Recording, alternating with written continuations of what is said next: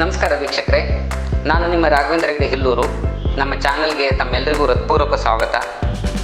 ಕಾರ್ಯಕ್ರಮ ಆರಂಭಕ್ಕೂ ಮುನ್ನ ನಮ್ಮ ಚಾನಲನ್ನು ಸಬ್ಸ್ಕ್ರೈಬ್ ಮಾಡಿ ಮತ್ತು ನೋಟಿಫಿಕೇಷನ್ ಸಲುವಾಗಿ ಬೆಲ್ ಐಕಾನನ್ನು ಒತ್ತಿ, ಇಷ್ಟ ಆದರೆ ಶೇರ್ ಮಾಡಿ ಮತ್ತು ತಮ್ಮ ಸಮಸ್ಯೆ ಅಭಿಪ್ರಾಯ ಏನಾದರೂ ಇದ್ದರೆ ನಮ್ಮ ಡಿಸ್ಕ್ರಿಪ್ಷನಲ್ಲಿ ಕೊಟ್ಟಂತಹ ನಮ್ಮ ಮೊಬೈಲ್ ನಂಬರಿಗೆ ವಾಟ್ಸಪ್ ಮಾಡಿ ಮುಂದಿನ ಸಂಚಿಕೆಯಲ್ಲಿ ಆ ಬಗ್ಗೆ ಉತ್ತರ ದೊರಕಿಸಿಕೊಡುವಂತಹ ಪ್ರಯತ್ನವನ್ನು ಮಾಡ್ತೇವೆ. ಈಗ ವಿಷಯಕ್ಕೆ ಬರುವುದಾದರೆ, ನಾವಿಂದು ಬೆಂಗಳೂರಿನ ಶತಭಿಷ ಕ್ಲಿನಿಕ್ನಲ್ಲಿದ್ದೇವೆ. ಶ್ರೀಯುತ ಡಾಕ್ಟರ್ ಶ್ರೀಪಾದ್ ಹೆಗ್ಡೆ ಅವರ ಕ್ಲಿನಿಕ್ ಇದು. ಶ್ರೀಯುತ ಶ್ರೀಪಾದ್ ಹೆಗ್ಡೆ ಅವರು ಮೂಲತಃ ಸಿದ್ದಾಪುರ ತಾಲೂಕಿನ ಹುಕಲ್ಮಕ್ಕಿಯವರು.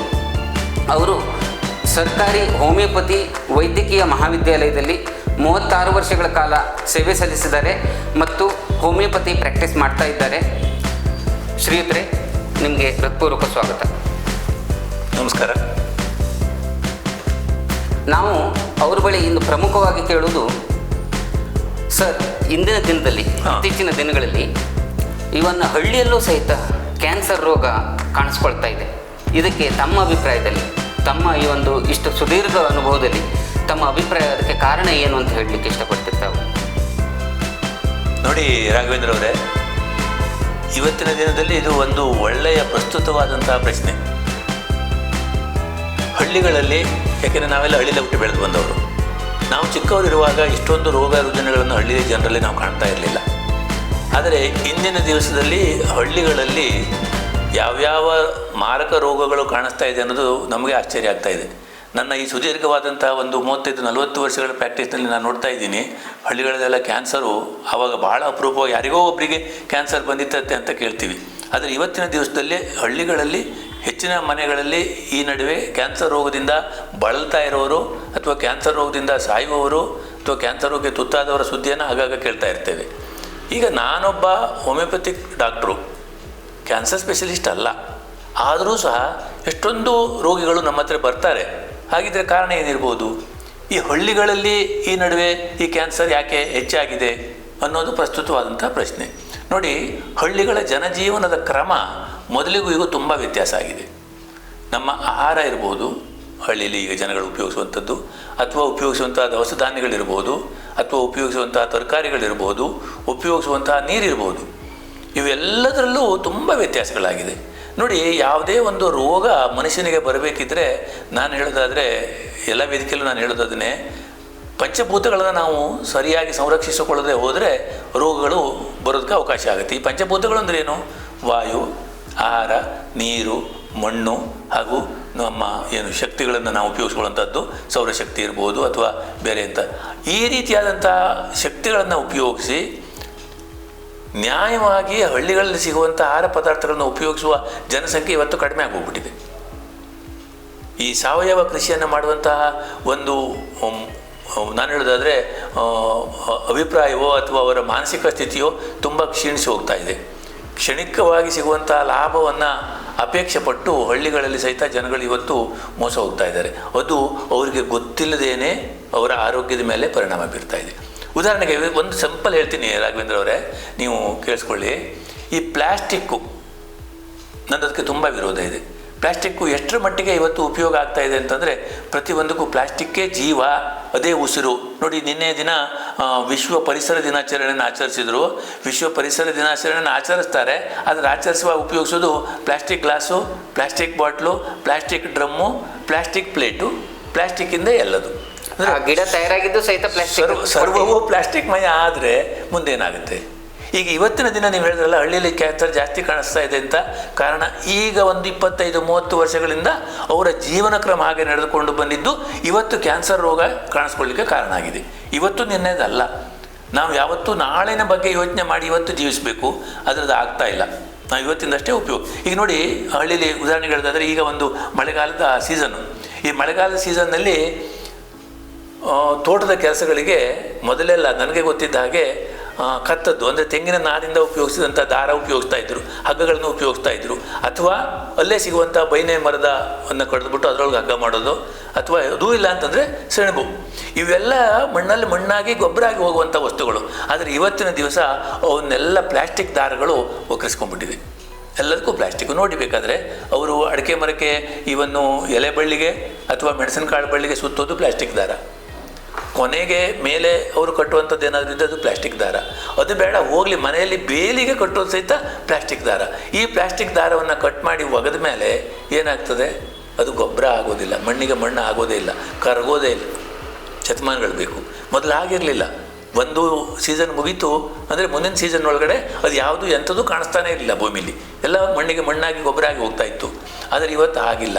ಅದೇ ರೀತಿಯಾಗಿ ನೋಡಿ, ಈಗ ಬಹುಶಃ ಬೇಸಿಗೆಯಲ್ಲಿ ಒಂದು ತಿಂಗಳ ಹಿಂದೆ ಒಂದು ಕಾರ್ಯಕ್ರಮಕ್ಕೆ ಹೋಗಿದ್ದೆ, ಗೋರ್ ಹಳ್ಳಿ. ಆ ಹಳ್ಳಿಲಿ ಎಲ್ಲಿ ನೋಡಿದ್ರೆ ಅಲ್ಲಿ ಕುಡಿಲಿಕ್ಕೆ ಪ್ಲಾಸ್ಟಿಕ್ ಬಾಟ್ಲನ್ನು ಕೊಟ್ಟಿದ್ದಾರೆ. ನನಗೆ ನೋಡಿ ಬೇಜಾರಾಗೋಯ್ತು, ಏನು ಇಷ್ಟೊಂದು ಪ್ಲಾಸ್ಟಿಕ್ ಯಾಕೆ ಉಪಯೋಗಿಸ್ತಾರೆ? ಇದು ಹಳ್ಳಿ ಜನ ಎಲ್ಲ ಮೊದಲು ನೀರು ಕುಡಿಲೇ ಇಲ್ವಾ? ಲೋಟಗಳಿದೆ, ಗ್ಲಾಸ್ಗಳಿದೆ, ಬೇರೆ ಬೇರೆ ಅದನ್ನು ಉಪಯೋಗಿಸ್ಬೋದಲ್ಲ. ಎಲ್ಲ ಪ್ಲಾಸ್ಟಿಕ್ ಇಷ್ಟಿಷ್ಟು ಬಾಟ್ಲಿಗಳು ನೋಡಿದರೆ ಅವರಿಗೆ ಈ ಪ್ಲಾಸ್ಟಿಕ್ನಿಂದ ಏನು ದುರಂತ ಸಂಭವಿಸ್ಬೋದು ವಾತಾವರಣದ ಮೇಲೆ ಅನ್ನುವಂಥ ಕಲ್ಪನೆ ಇಲ್ಲದೇ ಅದು ಸರಾಗವಾಗಿ ಇವತ್ತಿನ ಜೀವನಕ್ಕೆ ಅದು ಅತಿ ಅವಶ್ಯಕ ಅನ್ನೋ ರೀತಿಯಲ್ಲಿ ಬಂದು ಹೋಗ್ಬಿಟ್ಟಿದೆ. ಹಾಗಾಗಿ ಏನಾಗ್ತಾ ಇದೆ, ಇವೆಲ್ಲ ಕ್ಯಾನ್ಸರಿಗೆ ಕಾರಣ ಆಗ್ತಾ ಇದೆ. ನೋಡಿ, ಉದಾಹರಣೆಗೆ ಒಂದು ವೆರಿ ಸಿಂಪಲ್ಲಾಗಿ ಹೇಳೋದಾದರೆ, ನಾನು ಹಳ್ಳಿಲೆಲ್ಲ ಮೊದಲು ಬೆಳೀತಾ ಇದ್ದರು, ತರಕಾರಿ ಬೆಳೆಯೋರು, ಹಣ್ಣುಗಳನ್ನು ಬೆಳೆಯೋರು, ಎಲ್ಲದನ್ನು ಸೊಪ್ಪುಗಳನ್ನು ಬೆಳೆಯೋರು. ಈ ಬೆಳೆದ್ರೆ ಅದನ್ನು ಮೊದಲು ಪರಿಶೀಲನೆ ಮಾಡಬೇಕಾಗಿತ್ತು. ಅದರೊಳಗೆ ಹುಳುಗಳಿದೆಯಾ ಅದನ್ನು ತೆಗೆದು ಬೇರ್ಪಡಿಸಿ ಮತ್ತೆ ತಿಂತಾಯಿದ್ರು. ಇವತ್ತು ಹುಳುಗಳು ಹುಟ್ಟೋಕ್ಕೆ ಕೊಡಲ್ಲ, ಅಷ್ಟರ ಮಟ್ಟಿಗೆ ಕೆಮಿಕಲ್ಸನ್ನು ಉಪಯೋಗಿಸ್ತಾರೆ. ಅದು ಹಳ್ಳಿ ಇರ್ಬೋದು, ಪೇಟೆ ಇರ್ಬೋದು, ಅಥವಾ ಅದೇ ಅಗ್ರಿಕಲ್ಚರ್ ಅಥವಾ ಫಾರ್ಮ್ಗಳಿರ್ಬೋದು, ಎಲ್ಲೇ ನೋಡಿದ್ರೂ ನಾವು ನೋಡ್ತಾ ಇದ್ದೀವಲ್ಲ, ತೋಟಗಳು ನೋಡ್ಬೋದು, ಕೆಮಿಕಲ್ಸನ್ನು ವ್ಯಾಪಕವಾಗಿ ಉಪಯೋಗಿಸ್ತಾರೆ. ಇದರಿಂದ ಏನಾಗುತ್ತೆ, ಅದನ್ನೇ ನಾವು ಆಮೇಲೆ ಉಪಯೋಗಿಸ್ತೀವಿ. ನಾನು ಅದಕ್ಕಾಗಿ ಭಾಳ ಜನಕ್ಕೆ ಉಪದೇಶ ಮಾಡಿದೆ ಅಂತ ಕೇಳಿದರೆ, ನೀವು ಯಾವ ಹಣ್ಣಿನ ರಾಶಿಯಲ್ಲಿ ಅಥವಾ ಹಣ್ಣುಗಳಲ್ಲಿ ಹುಳ ಇದೆ ನೋಡಿ, ಆ ಹಣ್ಣನ್ನು ಉಪಯೋಗಿಸಿ. ಅಂದರೆ ಹುಳುಗಳು ಬದುಕಿದಾವೆ ಹಣ್ಣಲ್ಲಿ ಅಥವಾ ಹುಳುಗಳು ಬದುಕಿದಾವೆ ಆ ತರಕಾರಿನಲ್ಲಿ ಅಂತಂದರೆ ಅದು ತಿನ್ನಲಿಕ್ಕೆ ಯೋಗ್ಯವಾದಂಥ ತರಕಾರಿ ಮತ್ತು ಹಣ್ಣುಗಳು ಅಂತ. ಅದಿಲ್ಲ ಅಂತಂದರೆ ಅವೇ ಬದುಕೋದಿಲ್ಲ ಅಂತಂದರೆ ಮನುಷ್ಯ ಹೇಗೆ ಬದುಕೋದು ಸಾಧ್ಯ? ಇದೊಂದು ಸಿಂಪಲ್ ಟೆಸ್ಟು ನಾನು ಹೇಳೋದು. ಯಾಕೆಂದರೆ ಮೊದಲೆಲ್ಲ ಹಳ್ಳಿನಲ್ಲಿ ಪೇಟೆಯಿಂದ ಹಳ್ಳಿಗೆ ತರಕಾರಿ ತರ್ತಾ ಇರಲಿಲ್ಲ, ಹಳ್ಳಿಯಿಂದ ತರಕಾರಿ ಪೇಟೆಗೆ ಹೋಗ್ತಾ ಇತ್ತು. ಅದು ಇವತ್ತು ಅದು ಸರಿಯಾಗಿ ರಿವರ್ಸ್ ಆಗಿದೆ.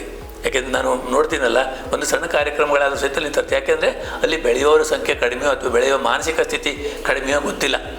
ಇವತ್ತಿಗೂ ಕೂಡ ನಾನು ಹೇಳೋದಾದರೆ, ತಮ್ಮ ಸ್ವಂತಕ್ಕಿಂತ ಬೆಳ್ಕೊಂಡು ಉಪಯೋಗಿಸಿದರೆ ಆರೋಗ್ಯಕ್ಕೆ ಒಳ್ಳೆಯದು. ಆರೋಗ್ಯ ಬಗ್ಗೆ ಯಾಕೆ ಮಾತಾಡ್ತಾ ಇದ್ದೀನಿ ಅಂತಂದರೆ, ನಾಳೆ ರೋಗ ಬಂದ ಮೇಲೆ ಏನು ಮಾಡಬೇಕು ಅನ್ನೋದನ್ನು ನಾವು ಯೋಚನೆ ಮಾಡೋದಕ್ಕಿಂತ ಇವತ್ತಿನ ದಿವಸ ರೋಗ ಬರೆದಿದ್ದಾಗ ಹೇಗೆ ಮಾಡಬೇಕು ಅನ್ನೋದು ಭಾಳ ಮುಖ್ಯ. ಹಳೆಯ ಮಾತು ಅದು, prevention is better than cure ಅಂತ. ಆದರೆ ನಾವು ಎಷ್ಟೋ ಅದ್ರ ಬಗ್ಗೆ ಕಾಳಜಿ ವಹಿಸ್ತಾ ಇದ್ದೀವಿ, ಎಷ್ಟು ನಾವು ಅದ್ರ ಬಗ್ಗೆ ಗಮನ ಕೊಡ್ತಾ ಇದ್ದೀವಿ ಅನ್ನೋದು ಭಾಳ ಮುಖ್ಯವಾದಂಥದ್ದು.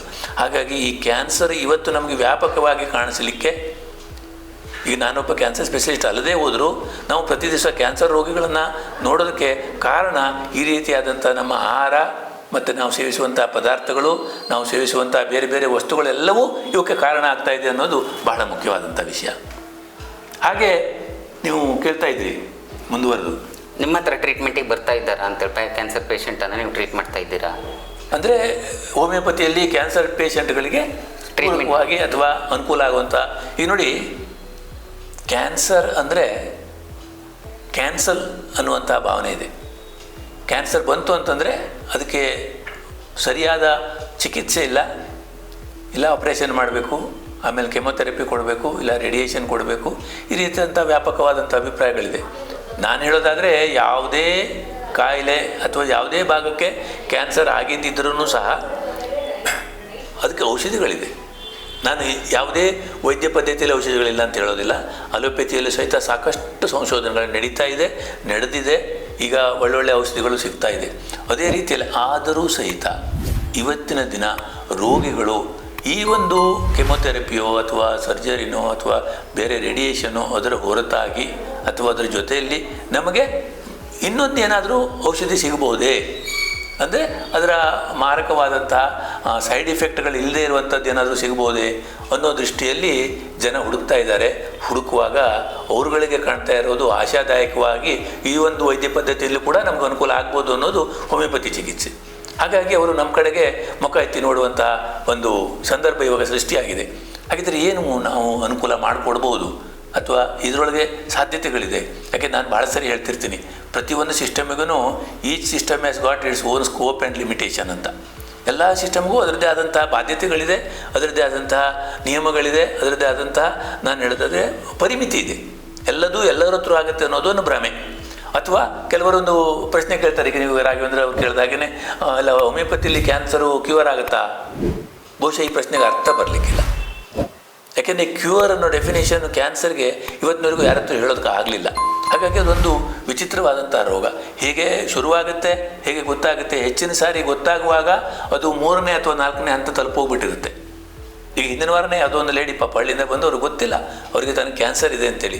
ಆದರೆ ಅವರ ಸ್ತನದಲ್ಲಿ ಗಡ್ಡೆ ಆಗಿ ಇಷ್ಟು ದೊಡ್ಡ ಆಗಿಬಿಟ್ಟಿತ್ತು, ಆಗಲೇ ಅದು 3ನೇ ಸ್ಟೇಜಲ್ಲಿದೆ. ಅಂಥ ಸಂದರ್ಭದಲ್ಲಿ ಬಹುಶಃ ಎಲ್ಲ ಡಾಕ್ಟರ್ಗಳಿಗೂ ತೊಂದರೆನೇ. ಮೊದಲನೇ ಹಂತದಲ್ಲಿ ಆದರೆ ಸುಲಭವಾಗಿ ಎಲ್ಲ ವೈದ್ಯ ಪದ್ಧತಿಯವರನ್ನು ಔಷಧಿ ಕೊಟ್ಟು ಅವ್ರನ್ನ ಸರಿ ಮಾಡ್ಬೋದು. ಯಾಕೆಂದರೆ ಇದನ್ನು ಯಾಕೆ ಹೇಳ್ತಾ ಇದ್ದೇನೆ ಅಂತಂದರೆ, ರೋಗಿಗಳಿಗೆ ತಮಗೇನಾದರೂ ತೊಂದರೆ ಇದೆಯಾ ಅನ್ನೋದನ್ನು ನೋಡಿಕೊಳ್ಳುವಂಥ ಅಥವಾ ಗುರುತಿಸುವಂತಹ ಒಂದು ಹೊಣೆಗಾರಿಕೆ ಕೂಡ ಇದೆ ಅನ್ನೋದು ಭಾಳ ಇಂಪಾರ್ಟೆಂಟ್ ವಿಷಯ. ಅದು ಹೆಚ್ಚಿನ ಜನರ ಬಗ್ಗೆ ಲಕ್ಷ್ಯ ಕೊಡಲ್ಲ. ನನಗೇನೂ ಆಗಲ್ಲ, ನಾನು ಭಾಳ ಗಟ್ಟಿಯಾಗಿದ್ದೀನಿ, ನನಗೆ ಯಾವ ರೋಗ ಬರುತ್ತೆ ಅನ್ನುವಂಥ ಒಂದು ನಾನು ಹೇಳೋದಾದರೆ ಧೈರ್ಯದಲ್ಲಿರ್ತಾರೆ. ಅಲ್ಲ, ಹಾಗಿದ್ರೆ ಮಿಡ್ಲಲ್ಲಿ ಒಂದು ಡಿಸ್ಟರ್ಬ್ ಮಾಡ್ತೇನೆ ಸರ್. ಈ ಕ್ಯಾನ್ಸರ್ ಬರುವ ಮುನ್ನ ಮನುಷ್ಯನಲ್ಲಿ ಏನಾದರೂ ಲಕ್ಷಣಗಳು ಕಾಣಿಸುತ್ತೆ? ಇದು ಒಳ್ಳೆ ಪ್ರಶ್ನೆ ನೀವು ಕೇಳಿದ್ದು. ನೋಡಿ, ಕ್ಯಾನ್ಸರ್ನ ಲಕ್ಷಣಗಳು ಅಂತಂದರೆ ನೇರವಾಗಿ ಯಾವುದೇ ಒಂದು ಆರ್ಗ್ಯಾನಿಕ್ ಕ್ಯಾನ್ಸರ್ ಆಗೋದಕ್ಕಿಂತನೂ ಅವರಿಗೆ ಆಗ ಈಗ ಜ್ವರ ಬಂದು ಹೋಗ್ಬೋದು, ಅಥವಾ ಮೈ ಬೆವರಿಕೆ ಆಗ್ಬೋದು, ಅಥವಾ ಅವರಿಗೆ ಆಹಾರ ತಗೊಳ್ಳೋಕ್ಕೆ ಇಂಟ್ರೆಸ್ಟ್ ಕಡಿಮೆ ಆಗ್ಬೋದು. ಅಂದರೆ ನ್ಯಾಚುರಲ್ ಆಗಿ ಏನು ಹಸಿವೆ ಆಗಬೇಕು, ನೈಸರ್ಗಿಕ ಹಸಿವೆ ಆಗೋದರಲ್ಲಿ ಕಡಿಮೆ ಆಗ್ಬೋದು, ಅಥವಾ ಆಹಾರ ಸೇವಿಸಲು ಕಡಿಮೆ ಆಗ್ಬೋದು. ಶರೀರದ ತೂಕ ನಿಧಾನವಾಗಿ ಕಡಿಮೆ ಆಗ್ತಾ ಬರ್ಬೋದು. ಸಾಧಾರಣ ಒಂದು 4-5 ತಿಂಗಳಲ್ಲಿ ಅವರಿಗೆ ಒಂದು 4-5 kg ತೂಕ ಕಡಿಮೆ ಆಗ್ಬೋದು. ಅವರಿಗೆ ಇಲ್ಲ ನಾನು ಚೆನ್ನಾಗಿದ್ದೀನಿ ಅಂತ ಭಾವನೆ ಇರುತ್ತೆ. ಅಥವಾ ಕಾರಣ ಇಲ್ಲದೇ ಓಡಾಡುವಾಗ ಅವರಿಗೆ ಉಸಿರಾಡ್ಸೋದು ಕಷ್ಟ ಆಗ್ಬೋದು.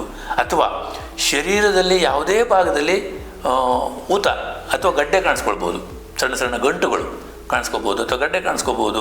ಇವನ್ನೆಲ್ಲ ಅವರು ಅಲಕ್ಷ್ಯ ಮಾಡಬಾರ್ದು. ಅಥವಾ ಯಾವುದೇ ಒಂದು ಶರೀರದ ಭಾಗದಿಂದ ಯಾವುದು ಬರಬಾರ್ದು ಅದು ಬಂದರೆ ಸಹಿತ ತೊಂದರೆ. ಈಗ ಉದಾಹರಣೆಗೆ ಮೂಗಿನಲ್ಲಿ ನಮಗೆ ಸಿಂಬಳ ಬರಬೇಕು ಅಥವಾ ನೀರು ಬರಬೇಕು, ಮೂಗಿನಲ್ಲಿ ರಕ್ತ ಬಂತು ಏನೋ ತೊಂದರೆ ಇರ್ಬೋದು, ಅಥವಾ ಮೂತ್ರದಲ್ಲಿ ರಕ್ತ ಬಂತು ಏನೋ ತೊಂದರೆ ಇರ್ಬೋದು, ಅಥವಾ ಮೋಷನ್ಗೆ ಹೋಗುವಾಗ ರಕ್ತ ಬಂತು ತೊಂದರೆ ಇರ್ಬೋದು. ಇದನ್ನು ಗಮನಿಸುವಂಥದ್ದು. ಯಾಕೆಂತಂದರೆ ಯಾವುದು ನೈಸರ್ಗಿಕವಾಗಿ ಆಗೋದಿಲ್ವೋ ಅದು ಆಯಿತು ಅಂತ ಆದಾಗ ಇದು ಏನೋ ಒಂದು ತೊಂದರೆ, ಕ್ಯಾನ್ಸರೇ ಅಂತಲ್ಲ, ಏನೋ ತೊಂದರೆ ಲಕ್ಷಣ ಅನ್ನೋದನ್ನು ಅವರು ಗಮನಿಸಬೇಕು. ಹೆಚ್ಚಿನ ಜನ ಅದನ್ನು ಗಮನಿಸಲ್ಲ. ನೋಡಿ, ಈ ಗಡ್ಡೆಗಳಾಗಿದ್ದನ್ನು ಅವರೇ ಗುರುತಿಸ್ಕೋಬೋದು, ಕಾಣಿಸುತ್ತೆ ಹೊರಗಡೆ, ಒಳಗಡೆ ಗಡ್ಡೆ ಆದರೆ ಗೊತ್ತಾಗಲ್ಲ. ಆದರೆ ಇನ್ನು ಕೆಲವರಿಗೆ ಈಗ ಆಹಾರವನ್ನು ನುಂಗೋದಕ್ಕಾಗಲ್ಲ. ಮೊದಲು ಗಟ್ಟಿ ಪದಾರ್ಥ, ಆಮೇಲೆ ತೆಳುವಿನ ಪದಾರ್ಥಗಳು, ಅಂದರೆ ಏನೋ ತೊಂದರೆ ಇರಬಹುದು. ಇವೆಲ್ಲ ಕ್ಯಾನ್ಸರಿನ ಲಕ್ಷಣಗಳಾಗುತ್ತೆ. ಸುಸ್ತಾಗೋದು ಇರ್ಬೋದಾ? ಹೌದು, ಹೇಳಿದ್ನಲ್ಲ, ಅಶಕ್ತತೆ. ಅದಕ್ಕೆ ಯಾವುದೇ ವಿವರಣೆ ಕೊಡೋಕೆ ಅವ್ರ ಹತ್ರ ಆಗಲ್ಲ. ನಾನು ಆಹಾರ ಚೆನ್ನಾಗಿ ತಗೋತೀನಿ, ನಿದ್ದೆ ಮಾಡ್ತೀನಿ, ಎಲ್ಲ ಮಾಡ್ತೀನಿ, ಆದರೂ ಏನೋ ಒಂದು ರೀತಿಯಾದಂತಹ ಅಂದರೆ ವೀಕ್ನೆಸ್ಸು, ಅಶಕ್ತತೆ ನನ್ನ ಶರೀರದಲ್ಲಿ ಕಾಣಿಸ್ತಾನೆ ಇದೆ. ಅದು ಕೂಡ ಆಗ್ಬೋದು. ಯಾಕೆಂದರೆ ರಕ್ತಹೀನತೆ ಅವರಿಗೆ ಗೊತ್ತಿಲ್ಲದೇ ಆಗ್ಬಿಟ್ಟಿರುತ್ತೆ. ಅವ್ರು ಅನ್ಕೋತಾರೆ ತಾನು ಚೆನ್ನಾಗಿದ್ದೀನಿ ಅಂತ. ಯಾರು ನಿಮ್ಮಂತೂ ನೋಡಿದವರು ಇಲ್ಲ, ಯಾಕೆ ಕಣ್ಣೆಲ್ಲ ಬೆಳೆಸ್ಕೊಬಿಟ್ಟಿದೆಯಲ್ಲ, ಯಾಕೋ ತುಂಬ ವೀಕ್ ಆದಂಗಿದೆ, ಚರ್ಮ ಎಲ್ಲ ಬಿಳ್ಕರಿಸಿದೆ, ಅದು ಆವಾಗ ಒಂದು ರೋಗದ ಲಕ್ಷಣ ಆಗುತ್ತೆ. ನಾನು ಹೇಳಿದ ಹಾಗೆ ಅಂದರೆ ಯಾವ ಭಾಗಕ್ಕೆ ಅಥವಾ ಯಾವುದೊಂದು ಸಿಸ್ಟಮ್ಗೆ ಕ್ಯಾನ್ಸರ್ ಬಂದಿದೆಯೋ ಅದಕ್ಕೆ ಅವಲಂಬಿಸ್ಕೊಂಡು ಅದು ನಡೀತದೆ. ಲಕ್ಷಣಗಳು ಕಂಡು ಬರುತ್ತೆ. ಅದು ಇವೆಲ್ಲ ಸಾಮಾನ್ಯವಾದ ಲಕ್ಷಣಗಳು. ಈಗ ಕೆಲವರಿಗೆ ಕೆಮ್ಮು, ಉದಾಹರಣೆಗೆ ಹೇಳೋದಾದರೆ ಅಂದರೆ ಲಂಗ್ಸ್ ಪುಪ್ಸದ ಕ್ಯಾನ್ಸರ್ ಆಗೋರಿಗೆ ಕೆಮ್ಮು ಕಡಿಮೆ ಆಗೋದಿಲ್ಲ 1 ತಿಂಗಳು 2 ತಿಂಗಳು. ಅವ್ರು ಏನು ಅನ್ಕೋತಾರೆ, ಇಲ್ಲ ನನಗೆ ಅಲರ್ಜಿ ಕೆಮ್ಮು ಮೊದಲಿಂದ ಇದೆ, ಅಥವಾ ನಮ್ಮ ಅಪ್ಪಂಗೋ ಅಮ್ಮಂಗೋ ಅಸ್ತಮ ಇದೆ, ನಮ್ಗೆ ಅದು ಬರ್ತಾ ಇರುತ್ತೆ ಅಂತ ಅಂದ್ಕೊಂಡ್ಬಿಟ್ಟಿರ್ತಾರೆ. ಅದು ತಪ್ಪು. ಅದು TB ಕಾಯಿಲೆ ಇರ್ಬೋದು, ಕ್ಯಾನ್ಸರ್ ಇರ್ಬೋದು, ಅಥವಾ ನಿಮೋನಿಯಾ ಇರ್ಬೋದು, ಅಥವಾ ಈಗ ಬಂದು ಹೋಯ್ತಲ್ಲ ಮಹಾಮಾರಿ ಕೋವಿಡ್ನಿಂದ ಬಂದಿರುವಂಥ ತೊಂದರೆನೂ ಇರ್ಬೋದು. ಅದನ್ನು ಫಸ್ಟ್ ಡಾಕ್ಟ್ರಿಗೆ ತೋರಿಸಿ ಅದನ್ನು ಸರಿ ಮಾಡ್ಕೊಳ್ಳೋದು ಒಳ್ಳೆಯ ಲಕ್ಷಣ. ಅದ್ರ ಹೊರತಾಗಿ ಇಲ್ಲ ತಾನುಗೆ ಇದು ಬರ್ತಾ ಇರುತ್ತೆ ಅಂತ ತಿಳ್ಕೊಂಡವ್ರು ಭಾಳ ಜನ ಆಮೇಲೆ ಯಾವುದೋ ಒಂದು ಹಂತಕ್ಕೆ ಹೋಗಿ ನಿಂತಾಗ ತುಂಬ ಕಷ್ಟ ಆಗ್ಬೋದು. ಹಾಗೆ ನೀವು ಕೇಳಿದ್ರಲ್ಲ ಹೋಮಿಯೋಪತಿಲಿ ಏನು ಮಾಡ್ಬೋದು ಕ್ಯಾನ್ಸರ್ ಪೇಷಂಟ್? ಹೌದು ಹೌದು ಹೌದು. ಅದರೊಳಗೆ ಔಷಧಿ ಕೊಡ್ಬೋದಾ? ನೋಡಿ, ಮೊದಲನೇದು ಕ್ಯಾನ್ಸರ್ ರೋಗಿಗಳನ್ನ ಪತ್ತೆ ಹಚ್ಚುವಂಥದ್ದು. ಪತ್ತೆ ಹಚ್ಚಿ ಅದು ಯಾವ ಕ್ಯಾನ್ಸರ್ ಇರ್ಬೋದು, ಅವರಿಗೆ ಏನು ಅವಶ್ಯಕತೆ ಇದೆ, ಅವರ ತೊಂದರೆಗಳೇನು ಅನ್ನೋದನ್ನು ನೋಡಿಬಿಟ್ಟು ಔಷಧಿ ಕೊಡುವಂಥದ್ದು. ಯಾಕೆ ನಮ್ಮ ಹೋಮಿಯೋಪತಿಲಿ ನಾವು ಔಷಧಿ ಕೊಡೋ ಕ್ರಮನೇ ಹಾಗೆ. ಯಾಕೆಂದರೆ ಕೇವಲ ಒಂದು ರೋಗಕ್ಕೆ ಔಷಧಿ ಕೊಡಲ್ಲ, ನಾವು ರೋಗಿಗೆ ಔಷಧಿ ಕೊಡ್ತೀವಿ. ನಾನು ಮತ್ತೊಂದು ಹೇಳ್ತೀನಿ, ಅದನ್ನ ರೋಗಕ್ಕೆ ಔಷಧಿ ಇಲ್ಲ, ರೋಗಿಗೆ ಔಷಧಿ. ಯಾಕೆಂತಂದರೆ ಯಾಕೆ ಈ ಮಾತು ಹೇಳ್ತಾ ಇದ್ದೀನಿ ಅಂತ ಕೆಲವು ಜನ ಇಷ್ಟು ರಿಪೋರ್ಟ್ ತೊಗೊಂಡು ಬರ್ತಾರೆ, ರಿಪೋರ್ಟ್ ತಂದ್ಬಿಟ್ಟು ತೋರಿಸ್ತಾರೆ. ನಾವು ರಿಪೋರ್ಟಿಗೆ ಔಷಧಿ ಕೊಡಲ್ಲ, ನಾವು ಔಷಧಿ ಕೊಡೋದು ಪೇಷಂಟಿಗೆ. ಹಾಗಾಗಿ ಪೇಷಂಟ್ ತೊಂದರೆ ಏನು ಅದ್ರ ಮೇಲೆ ಔಷಧಿ ಕೊಡುವಂಥದ್ದು. ಅದು ಮೊದಲನೇದು. ಎರಡನೇದು ನಾನು ಹೇಳಿದ್ನಲ್ಲ, ರೋಗಿಗಳು ಈಗ ಆಪರೇಷನ್ ಅವಶ್ಯಕತೆ ಇದೆ ಅಂತಂದರೆ ನಾವು ಕಳಿಸ್ಬೇಕಾಗತ್ತೆ, ಆಪರೇಷನ್ ಮಾಡಿಸ್ಕೋಬೇಕಾಗುತ್ತೆ. ಯಾಕೆಂದರೆ ಅದೊಂದು ಈಗ ಹೋಮಿಯೋಪತಿ ಒಂದು ಕಾಂಪ್ಲಿಮೆಂಟ್ರಿ ಸಿಸ್ಟಮ್ ಆಗಿ ಹೆಲ್ಪ್ ಆಗುತ್ತೆ. ಕಾಂಪ್ಲಿಮೆಂಟರಿ ಸಿಸ್ಟಮ್ ಅಂದರೆ ಒಂದು ಔಷಧಿ ಕೊಡ್ತಾ ಇದ್ದಾರೆ ಜೊತೆಯಲ್ಲಿ, ಅಥವಾ ಪೂರಕ ಚಿಕಿತ್ಸೆಯಾಗಿ, ಅತಿಲ್ಲ ಆಲ್ಟರ್ನೇಟಿವ್ ಆಗಿ. ಆಲ್ಟರ್ನೇಟಿವ್ ಅಂದರೆ ಅದಲ್ಲ ಇದನ್ನೇ ಮಾಡ್ತೀವಿ ಅಂತ ಬರೋರು ಭಾಳ ಜನ ಇದ್ದಾರೆ. ಇಲ್ಲ, ನಾನು ಆಪ್ರೇಷನ್ ಮಾಡಿಸ್ಕೊಳ್ಳಲ್ಲ, ನಾನು ಕೆಮೊಥೆರಪಿ ತೊಗೊಳ್ಳಲ್ಲ, ನಾನು ರೇಡಿಯೋಥೆರಪಿ ತೊಗೊಳ್ಳಲ್ಲ, ನಾನು ಹೀಗೆ ಸತ್ತರೆ ಸಾಯ್ತೀನಿ, ಇಲ್ಲ ನಿಮ್ಮ ಹತ್ರ ಏನಾದರೂ ಔಷಧಿ ಇದ್ದರೆ ಕೊಡಿ, ಅದರಿಂದ ಅನುಕೂಲ ಆದರೆ ಆಗಲಿ. ಆ ಥರ ತುಂಬ ಜನ ಪೇಷಂಟಿಗೆ ಅನುಕೂಲ ಆಗಿದೆ ನಮ್ಮ ಹೋಮಿಯೋಪತಿಕ್ ಔಷಧಿಯಿಂದ. ಯಾಕಿದನ್ನು ಹೇಳ್ತಾ ಇದ್ದೀನಿ, ಎಲ್ಲರೂ ಹಠ ಮಾಡಬೇಕು ಅಂತಲ್ಲ, ಯಾವುದಕ್ಕೆ ಅವಶ್ಯಕತೆ ಇದೆ ಅದನ್ನು ಮಾಡಿಸ್ಕೊಳ್ಳಿ. ಕೆಲವರಿಗೆ ನೋಡಿ, ಈಗ ಒಂದು ತಿಂಗಳ ಹಿಂದೆ ಹಾಗೆ ಒಬ್ಬರು ಬಂದರು, ಪಾಪ ಅವರಿಗೆ 2 ಕೆಮೊಥೆರಪಿ ಕೊಟ್ಟರು, ಅವ್ರ ಹತ್ರ ಆಮೇಲೆ ತಡ್ಕೊಳ್ಳೋಕ್ಕಾಗಲಿಲ್ಲ, ಅವರ ಶರೀರ ಅದನ್ನು ಸಹಿಸ್ಕೊಳ್ಳೋಕೆ ಸಾಧ್ಯ ಆಗಲಿಲ್ಲ. ಅವ್ರು ಹೇಳಿದ್ರು, ಇಲ್ಲ ನಾನು ಸತ್ರೂ ಪರವಾಗಿಲ್ಲ, ನನಗದು ಬೇಡ, ನನ್ನ ಹತ್ರ ಸಹಿಸ್ಕೊಳ್ಳೋಕ್ಕಾಗಲ್ಲ ಆ ತೊಂದರೆಗಳನ್ನು ಅಂತ ಹೇಳಿದರು. ಆಗ ಅವರಿಗಾಗುವಂಥ ತೊಂದರೆ ಏನಿದೆ ಅದಕ್ಕೆ ನಾವು ಹೋಮಿಯೋಪತಿ ಔಷಧಿ ಕೊಟ್ಟಾಗ ಅವರಿಗೆ ಉಪಶಮನ ಆಯಿತು. ಹಸಿವೆ ಆಗೋದಿರ್ಬೋದು, ವಾಂತಿ ಆಗೋದಿರ್ಬೋದು, ಅದನ್ನು ನಿಲ್ಲಿಸಿದ್ವಿ. ಹಾಗೆ ನಿದ್ರೆ ಬರದೇ ಇರುವಂಥದ್ದು, ನಿದ್ರೆ ಆಗೋಕ್ಕೆ ಸರಿ ಆಯಿತು, ಅಥವಾ ಮಲಮೂತ್ರಗಳಾಗದೇ ಇರೋದಕ್ಕೆ ಅನುಕೂಲ ಆಯಿತು. ನಾನು ಹೇಳಿದೇನು, ಅವರಿಗೆ ಕಡಿಮೆ ತೊಂದರೆಯಿಂದ ಜಾಸ್ತಿ ಬಳಲಿಕೆ ಇಲ್ಲದೆ ಅವರು ಎಷ್ಟು ದಿವಸ ಇರ್ತಾರೋ ಅವರ ಆ ಒಂದು ಜೀವನ ಅವಧಿ ಇದೆಯಲ್ಲ, ಅದಕ್ಕೆ ನಾವು ಅನುಕೂಲವಾಗಿ ಪೂರಕವಾಗುವಂಥ ಚಿಕಿತ್ಸೆ ಹೋಮಿಯೋಪತಿಯಲ್ಲಿ ಬಹಳ ಪರಿಣಾಮಕಾರಿಯಾಗಿದೆ. ನಾನು ಅದಕ್ಕೆ ನಿಮಗೆ ಸಾಕಷ್ಟು ಉದಾಹರಣೆಗಳನ್ನು ಕೊಡ್ಬೋದು. ನಾನು ಯಾಕೆ ಈ ಮಾತು ಹೇಳ್ತಾ ಇದ್ದೇನೆ ಅಂತಂದರೆ, ಆ ಹಂತದಲ್ಲಿ ಕೂಡ ಅವರಿಗೆ ಒಂದು ಔಷಧಿಯ ಅವಶ್ಯಕತೆ ಇರುತ್ತೆ, ಒಂದು ಸಾಂತ್ವನದ ಅವಶ್ಯಕತೆ ಇರುತ್ತೆ, ಒಂದು ಭರವಸೆಯ ಅವಶ್ಯಕತೆ ಇರುತ್ತೆ. ಆ ಭರವಸೆ, ಆ ಸಾಂತ್ವನ, ಆ ಔಷಧಿ ಹೋಮಿಯೋಪತಿಯಿಂದ ಆಗುತ್ತೆ ಅನ್ನೋದನ್ನು ನಾನು ನಿಮ್ಗೆ ಹೇಳೋಕ್ಕೆ ಇಷ್ಟಪಡ್ತೀನಿ. ಅದು ಅಲ್ಲದೆ ಇನ್ನು ಕೆಲವರು ಆಪ್ರೇಷನ್ ಮುಗಿಸ್ಕೋತಾರೆ, ನಾವು ಕೆಮೊಥೆರಪಿಗೆ ಹೋಗಲ್ಲ, ಬರೀ ಹೋಮಿಯೋಪತಿಗೆ ಔಷಧಿ ನಮಗೆ ಏನಾದರೂ ಅನುಕೂಲ ಆದರೆ ಕೊಡಿ, ಇಲ್ಲ ಅಂತಂದರೆ ಬೇಡ ಅನ್ನೋ. ಅಲ್ಲೂ ಕೂಡ ನಮ್ಮ ಔಷಧಿ ಭಾಳಷ್ಟು ಹೆಲ್ಪ್ ಆಗಿದೆ. ನಾನು ಅದನ್ನು ಯಾಕೆ ಅಂದರೆ ರಿಪಿಟೇಷನ್ ಆಗಿ ಹೇಳ್ತಾ ಇದ್ದೀನಿ ಅಂತಂದರೆ, ಜನಗಳಿಗೆ ಇದು ವಿಷಯ ಗೊತ್ತಿದ್ದರೆ ಒಳ್ಳೆಯದು. ಭಾಳ ಜನಕ್ಕೆ ಅದ್ರ ಕಲ್ಪನೆ ಇಲ್ಲ. ಇನ್ನು ಜೊತೆಯಲ್ಲೇ ಔಷಧಿ ಮಾಡ್ತೀವಿ. ಉದಾಹರಣೆಗೆ ಈಗ ರೇಡಿಯೇಷನ್ ಕೊಟ್ಟರು ಅಥವಾ ಕೆಮೊಥೆರಪಿ ಕೊಟ್ಟರು. ಕೆಮೊಥೆರಪಿ ಕೊಟ್ಟಾಗ ಅವರಿಗೆ ತುಂಬ ಸೈಡ್ ಎಫೆಕ್ಟ್ ಆಗುತ್ತೆ. ಕೆಲವರಿಗೆ ವಾಂತಿ ಬರುತ್ತೆ, ಕೆಲವರಿಗೆ ಮೋಷನ್ ಆಗುತ್ತೆ, ಕೆಲವರಿಗೆ ಹೊಟ್ಟೆ ನೋವು ಬರುತ್ತೆ, ಕೆಲವರಿಗೆ ತಲೆ ತಿರುಗಿ ಬರುತ್ತೆ, ಒಂದು ಬಾಯೆಲ್ಲ ಹುಣ್ಣಾಗ್ಬಿಡುತ್ತೆ. ಈ ಥರದ್ದಕ್ಕೆ ಇಮಿಡಿಯೇಟಾಗಿ ಅವರಿಗೆ ಅದನ್ನು ರಿಕವರ್ ಮಾಡಿಕೊಂಡು ನೆಕ್ಸ್ಟ್ ಕೆಮೊಥೆರಪಿಗೆ ಅವ್ರನ್ನ ರೆಡಿ ಮಾಡಬೇಕು. ಅದು ಸಾಧ್ಯ ಆಗಲಿಕ್ಕಿಲ್ಲ. ಅಂಥ ಸಂದರ್ಭದಲ್ಲಿ ನಮ್ಮ ಹೋಮಿಯೋಪತಿಕ್ ಔಷಧಿ ತುಂಬ ಪರಿಣಾಮಕಾರಿಯಾಗಿ ಕೆಲಸ ಮಾಡಿದೆ. ನಾನು ತುಂಬ ಹೆಮ್ಮೆಯಿಂದ ಹೇಳ್ಕೊತೀನಿ. ನಾನು ಅದಕ್ಕೆ ಬೇರೆ ಬೇರೆ ಹಂತದಲ್ಲೂ ಇದು ಏನು ಉಪಶಮನಕ್ಕೆ ದಾರಿ ಇದೆ ಅಂತೇಳಿ. ದಾರಿ ಇದೆ. ಯಾಕೆಂದ್ರೆ ನಾನು ಹೇಳಿದ್ನಲ್ಲ, ಕೆಲವು ಹಂತ ಎಲ್ಲಿಗೆ ಬಂದು ಮುಟ್ಟುತ್ತದೆ ಅಂತಂದರೆ, ಈಗ ನಾನು ಹೇಳಿದ್ನಲ್ಲ 3ನೇ ಮತ್ತು 4ನೇ ಹಂತದಲ್ಲಿ ರೋಗ ಪತ್ತೆಯಾಗಿರುತ್ತೆ. ಆಗ ಯಾವ ಡಾಕ್ಟರ್ಗಳು ಏನೂ ಮಾಡೋಕ್ಕಾಗಲ್ಲ. ಇವನು ಆಂಕಾಲಜಿಸ್ಟು ಅಥವಾ ಕ್ಯಾನ್ಸರ್ ಸ್ಪೆಷಲಿಸ್ಟ್ ಸಹಿತ ಏನೂ ಮಾಡಬಹುದ ಹಂತಕ್ಕೆ ಅದು ತಲುಪಿಬಿಟ್ಟಿರುತ್ತೆ. ಆಗ ಒಂದಿಷ್ಟು ಪ್ರಯತ್ನಗಳನ್ನು ಮಾಡ್ತಾರೆ. ಈ ಪ್ರಯತ್ನಗಳಲ್ಲಿ ನಾನು ಹೇಳೋದಾದರೆ ನಮ್ಮ ಹೋಮಿಯೋಪತಿ ಪಾಲು ಸಹಿತ ಸಾಕಷ್ಟಿದೆ ಅಂತ. ಅವರಿಗೆ ನಾವೊಂದು ಉಪಶಮನವನ್ನು ಕೊಡ್ಬೋದು. ಯಾಕೆಂದರೆ ಜೀವವನ್ನು ಮತ್ತೆ ಕೊಡೋದು ಸಾಧ್ಯ ಆಗಲಿಕ್ಕಿಲ್ಲ. ಆದರೆ ನೋಡಿ, ಒಂದು ಪೇಷಂಟ್ ಹಾಗೇನೆ ಇಲ್ಲ, ಅವರು ಒಂದು ಬದುಕಿದರೆ ಇನ್ನೊಂದು 1-2 ತಿಂಗಳ ಬದುಕ್ಬೋದು ಅಂತ ಹೇಳಿದರು. ಆದರೆ ಅವರಿಗೆ ಒಂದು ಔಷಧಿಯನ್ನು ಕೊಟ್ಟು ಆ ರೋಗ ಮತ್ತೆ ಹರಡದಂತೆ ನಿಲ್ಲಿಸಿ, ಮತ್ತು ಅವರಿಗೆ ಯಾವುದೇ ತೊಂದರೆ ಆಗದೋದನ್ನು ನೋಡಿಕೊಂಡು ಅವರು ಆಮೇಲೆ 8 ತಿಂಗಳ ಬದುಕಿದರು. ನಾನು ಹೇಳೋದು, ನಮ್ಮ ಔಷಧಿಯಿಂದ ಅವರು ಚಿರಂಜೀವಿ ಆದರು ಅಂತಲ್ಲ. ಆದರೆ ಒಂದು ಸಾಧ್ಯತೆ ಏನು ಅಂತಂದರೆ, ಅವರಿಗೆ ಒಂದು ಉಳಿದ ಜೀವನದ ಉಳಿದ ಬದುಕನ್ನು ಸ್ವಲ್ಪ ಆರಾಮದಾಯಕವಾಗಿ ಕಳಿಬಹುದು. ಒಂದು. ಎರಡನೇದಾಗಿ ಅದರ ತೀವ್ರತೆಯನ್ನು ಸ್ವಲ್ಪ ಮುಂದೆ ಹಾಕಿಬಿಟ್ಟು ಅವರ ಒಂದು ಆಯುಷ್ಯವನ್ನು ಸ್ವಲ್ಪ ವೃದ್ಧಿ ಮಾಡಲಿಕ್ಕೆ ಒಂದು ಅವಕಾಶ. ವೃದ್ಧಿ ಮಾಡೋದಕ್ಕೆ ಆಗೋದಿಲ್ಲ ಅಲ್ಲ, ಬಟ್ ಔಷಧದಿಂದ ನಾನು ಕ್ಲಿನಿಕಲ್ ದೊಡ್ಡ ಬೋರ್ಡ್ ಹಾಕೊಳ್ದವನು ಏನು ಅಂತಂದ್ರೆ, ಐ ಟ್ರೀಟ್ ಈ ಕ್ಯೂರ್ಸ್ ಅಂತ. ನಾವು ನೆಪಕ್ಕೆ ಮಾತ್ರ ಭಗವಂತನ ಕೃಪೆ ಆಗಬೇಕು. ಯಾಕೆಂದರೆ ನೀವು ಹೇಳಿದ್ರಲ್ಲ, ಅವರ ಆಯುಷ್ಯ, ಯಾಕೆಂದ್ರೆ ಯಾರಿಗೆ ಯಾವ ರೋಗ ಯಾವಾಗ ಬರಬೇಕು ಅಂತ ನಿರ್ಣಯ ಮಾಡೋರು ಯಾರು ಅಂತ ಗೊತ್ತಿಲ್ಲ. ಕರೆಕ್ಟ್. ಅಂದರೆ ಬೇರೆ ಯಾರೋ ಒಬ್ರು ಇದ್ದಾರೆ ನಿರ್ಣಯ ಮಾಡುವವರು. ಆದರೆ ರೋಗಿ ಅನುಭವಿಸಬೇಕು ಕಷ್ಟ, ಅವ್ರನ್ನ ನೋಡ್ಕೋಬೇಕು ಪಾಲಕರು, ಪೋಷಕರು ಅಥವಾ ಮಕ್ಕಳು, ಅವ್ರಿಗೂ ಕಷ್ಟ. ಇವರ ಕಷ್ಟಗಳನ್ನು ಕಡಿಮೆ ಮಾಡಲಿಕ್ಕೆ ಹೋಮಿಯೋಪತಿ ಪಾತ್ರ ತುಂಬ ದೊಡ್ಡದಿದೆ.